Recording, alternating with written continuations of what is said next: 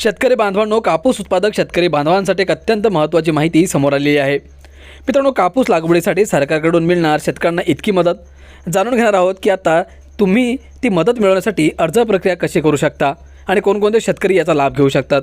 Video शेवटपर्यंत बघा। त्याआधी तुमच्या सर्वांचं स्वागत आहे आपल्या शेतकरी मित्र या यूट्यूब चॅनलवर।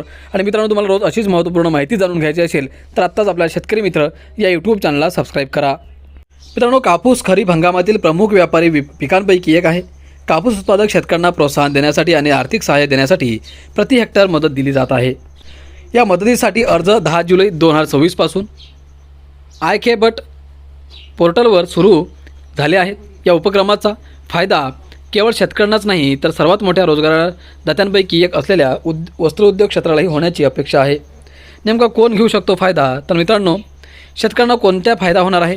केंद्र सरकारने 2026 आणि 27 ते 30 ते 31 या वर्षांसाठी कापूस उत्पादकता अभियान सुरू केले आहे। आता या अभियानांतर्गत गुजरात सरकारने शेतकऱ्यांच्या हितासाठी एक मोठे पाऊल उचलले आहे। या केंद्र सरकारच्या अभियानांतर्गत यावर्षी गुजरातसाठी 134.80 कोटी रुपयांच्या अर्थसंकल्पाला मंजुरी देण्यात आली आहे। राज्यातील 21 प्रमुख कापूस उत्पादक जिल्ह्यांपैकी मधील 1 लाख हेक्टरपेक्षा जास्त क्षेत्र या योजनेअंतर्गत आणण्याचे उद्दिष्ट आहे। किती शेतकऱ्यांना आर्थिक मदत मिळेल?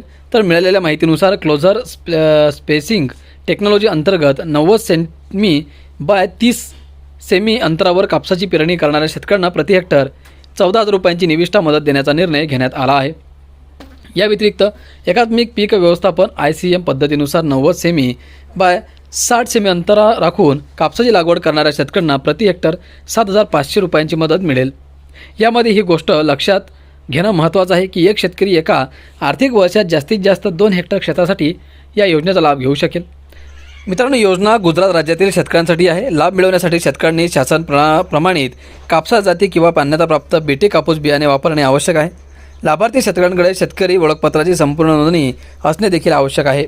पात्र शेतकरी IKBT पोर्टलवर ऑनलाईन अर्ज करू शकतात। ऑनलाईन अर्ज प्रक्रिया 10 जुलै 2026 रोजी सुरू झाली।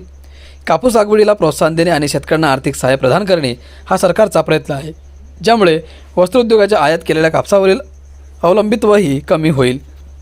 तर मित्रांनो, अशा प्रकारे कापूस उत्पादक शेतकरी बांधवांसाठी आनंदाची बातमी समोर आलेली होती। अपेक्षा करतो की माहिती महत्त्वाची वाटली असेल। धन्यवाद।